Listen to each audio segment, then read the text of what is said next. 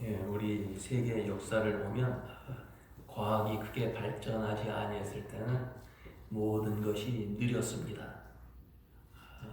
사람들의 생각도 그렇고 또 우리의 삶에 필요한 이런 여러 가지 기구들도 상당히 오랜 시간을 통해서 발전을 해왔습니다. 그러나 18세기, 19세기에 이르면서 산업혁명이 일어났습니다. 과학이 발전이 됐어요. 그 이후로 급변하는 세상이 되었어요. 요즘은 세상이 얼마나 빨리 변하는지 광속도라 그래요. 광속도. 빛의 속도처럼 빨리 변한다는 그런 말씀이에요. 과학이 발전하면서 사람들은 이 과학을 통해서 행복한 사회, 사람들이 잘 살 수 있는 그런 지상 낙원을 만들 수 있다. 그런 희망을 가졌어요. 이 땅에 유토피아를 건설할 수 있다고 생각을 했어요.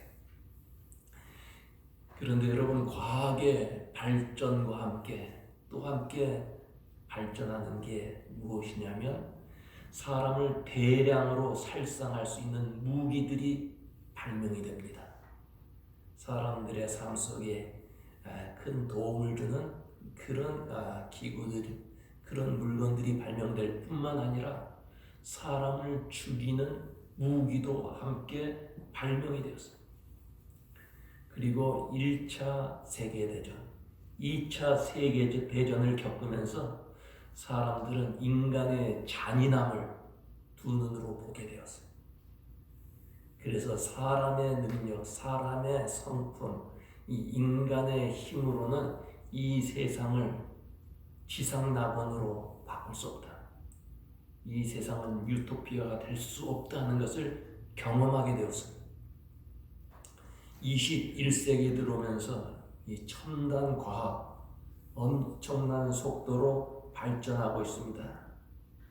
그런데 여러분, 과학의 발전은 사람들을 소외시킵니다. 고독한 인생을 만듭니다.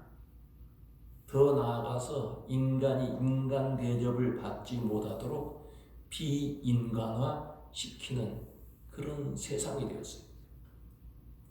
여러분, 한 40년 전만, 50년 전만 해도 지금과는 너무나 다른 세상이었어요.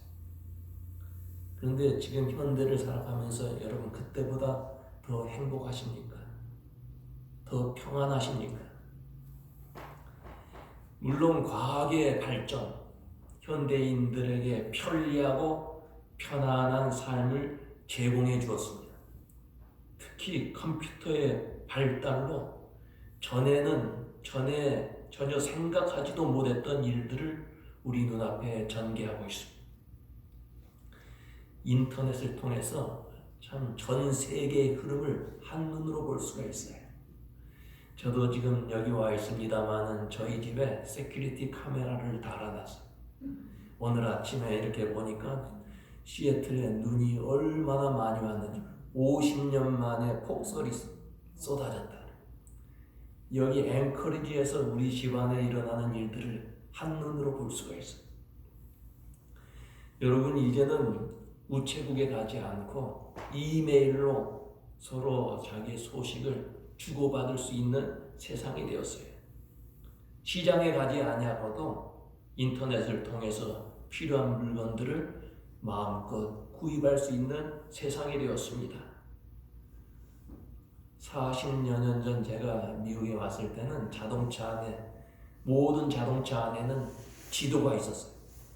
큰 지도책, 타마스 가이드라고 하는 큰 지도책을 가지고 다니면서 어디를 찾아갈 때는 꼭 지도를 보고 찾아갔어요. 그러나 요즘은 그런 거 필요 없어요. 내비게이션에 나오는 어떤 여인의 말만 들어도 쉽게 찾아갈 수 있는 그런 세상이 되었어요. 한국에 전화를 할 때도 미리 며칠날 몇 시에 전화하겠다고 통보해주고 그날 전화를 하는데 교환수를 통해서 전화가 됐어요. 그리고 전화 가자마자 야, 전화값 많이 든다, 빨리 끊어라. 그게 인사였어요. 요즘은 다 무료로 마음껏 전화할 수 있는 세상이 되지 않았습니까? 참 컴퓨터는 우리에게 빠른 속도로 살 수 있는 세상을 만들어 주었어요. 근데 그럼에도 사람들은 더 빠른 것을 원합니다. 그래서 자기가 가지고 있는 컴퓨터 속도가 조금 느리면 갑갑해서 견딜 수가 없어요. 속도가 더 빠른 컴퓨터를 구입하게 되었습니다. 그런데 여러분, 이렇게 빨리 일을 처리할 수 있는 세상에서 사람들은 그 남은 시간을 즐기며 살고 있습니까? 모든 것을 빨리빨리 처리하기 때문에 시간이 남아돌 것 같은데 그렇지 않아요. 더 바빠지고 있습니다. 더 마음이 조급해졌어요. 오늘 현대인들의 마음이 조급합니다. 식당에 가서 조용히 앉아서 식사하기보다는 이제 패스트푸드, 빨리 받아서 빨리 먹을 수 있는 음식을 선호하고, 사진을 찍어도 옛날에는 사진을 찍고 그 가서 현상을 해서 그 사진을 한번 보려면 며칠이 걸렸는데 요즘은 그 자리에서 볼 수 있는 디지털 카메라, 그것을 사용해. 엘리베이터를 타고 나서 몇 층 누른 다음에 좀 기다려야 될 텐데 그걸 기다리기가 싫어서 빨리 문 닫히는 걸 빨리 누르는 그런 세상이에요. 또 우리 한국 사람들은 얼마나 성격이 급한지 자동차를 타고 가다 빨간불이 들어오면 섭니다. 그러면 그 앞에서 녹색이 들어오면 갈 텐데 앞에 녹색을 기다리지 않아요. 옆에 그 등을 보고 있다가 이제 노란색으로 바뀌면 그냥 나가는 거예요. 급하는 세상이 되었어요. 그런데 여러분, 우리 한국 사람들 과거에는 그렇게 급한 사람들이 아니었습니다. 한국 사람들은 여유를 갖고 길을 걸어도 뒷짐을 지고 천천히 걸었어요. 아무리 급해도 경망하게 행동하지 않았습니다. 밥을 지어도 곧 먹지 않고 뜸을 들여서 먹었어요. 그러나 지금은 급하고 참을 수 없는 민족이 되었습니다.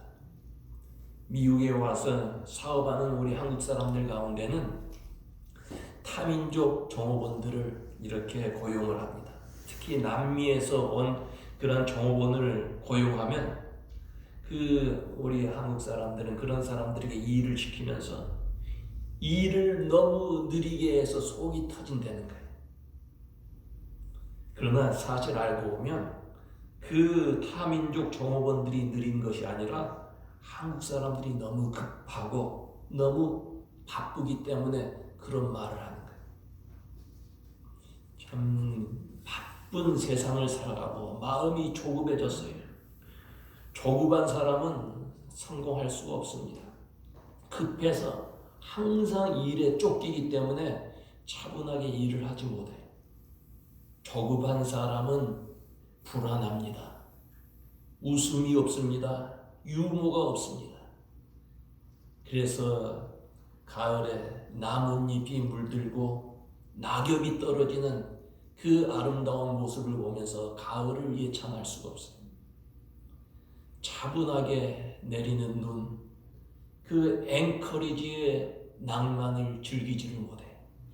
얼마나 아름답습니까? 내 마음이 조급한 사람, 바쁜 사람, 그런 거 눈에 들어오지 않아요.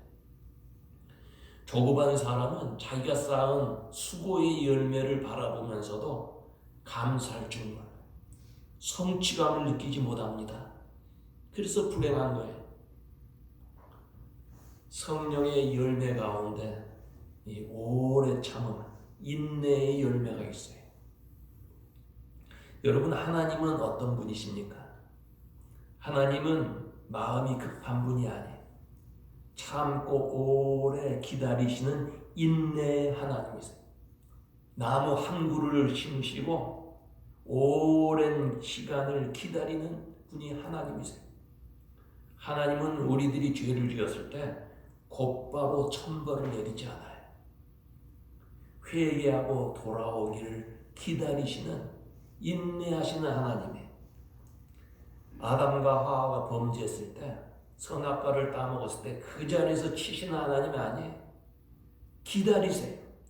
그리고 아담아 내가 어디 있느냐?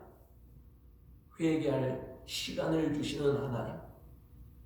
우리들도 부족하고 연약해서 하나님 앞에 참 잘못된 모습을 보였을 때도 하나님은 우리들이 돌아서기를 기다리시는 그런 인내의 하나님이시라는 말씀. 우리가 믿는 하나님이신 예수님도 인내하시는 분이에요. 예수님의 생애를 한번 보세요. 그분은 오래 참으신 분입니다. 예수님은 마국간에서 태어나시고 고단한 목수의 일을 하셨어요. 이제 예수님이 성장했어요. 얼마든지 세상에 나가서 복음을 전하실 수 있는 그런 능력이 있었지만 30년을 기다렸어요. 30년을 기다리시면서 공생애를 맞이하셨던 예수님.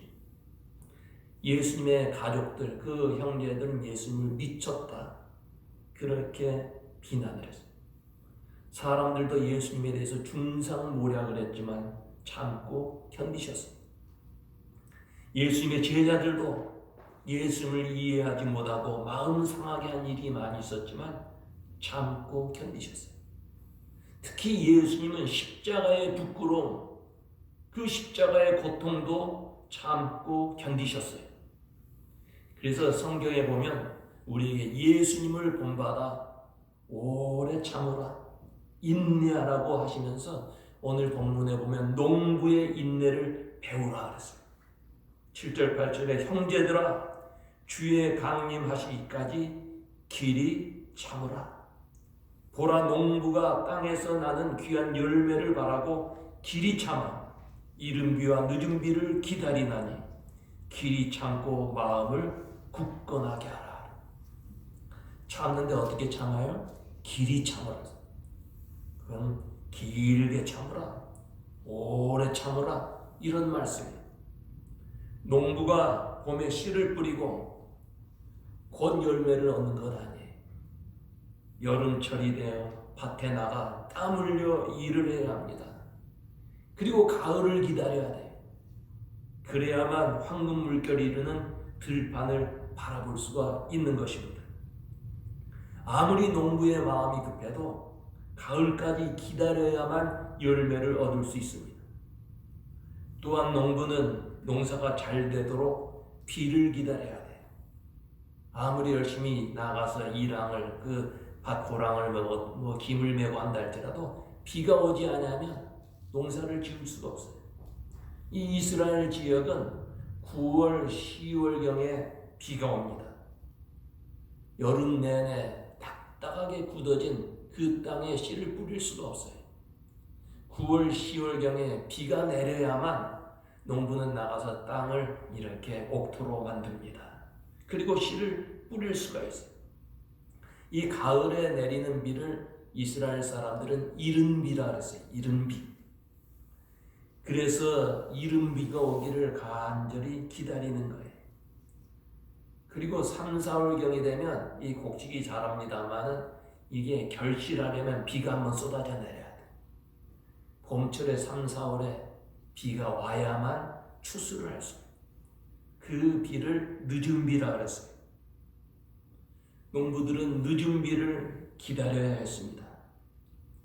아무리 모든 것이 준비되었어도 이른 비가 오지 않으면 씨를 뿌릴 수가 없고 늦은 비가 오지 않으면 결실할 수가 없어요. 그래서 농부들은 비를 기다려야 됩니다. 성경은 우리에게 농사꾼이 비를 기다리듯이 참고 기다리라고 말씀하십니다. 기다리는 가운데 적당한 때가 되면 은혜의 단비가 쏟아져서 아름다운 열매를 맺게 되는 것입니다. 여러분, 하나님께 특별한 은혜를 간구하고 있는 우리 교우들이 있습니까? 하나님, 나에게 이런 문제가 있습니다. 하나님, 나에게 이런 특별한 하나님의 은총이 필요합니다. 그렇게 간구하는 교우들이 있습니까? 마음의 소원이 있습니까? 농부가 비를 기다리듯이 간절한 마음으로 기도하며 기다리고 인내하며 기다리면 우리에게 가장 좋은 때, 하나님께서 은혜의 담비, 복된 소낙비를 우리에게 부어주실 줄로 믿습니다. 아멘. 그때를 기다릴 줄 아는 성도가 돼야 돼.